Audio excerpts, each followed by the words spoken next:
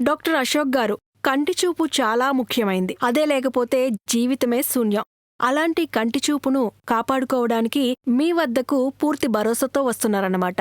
అయితే ఒక famous heart surgeon అందరికో ప్రాణాలు పోసి బ్రతికించారు.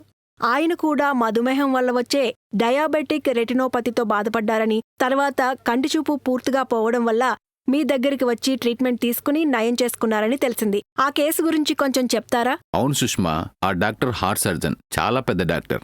12 ఏళ్ల నుంచి డయాబెటీస్తో బాధపడుతున్నారు. 5 ఏళ్లుగా డయాబెటిక్ రెటినోపతి వేధిస్తుంది.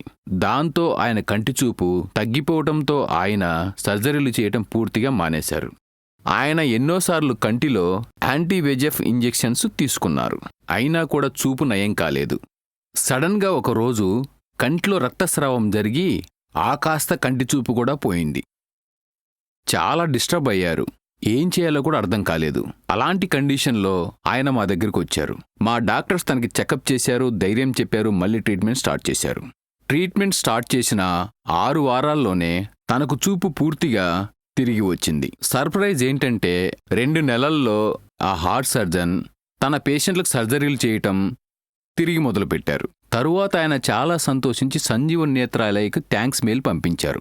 మనం ఒకసారి చదివి చూద్దాం.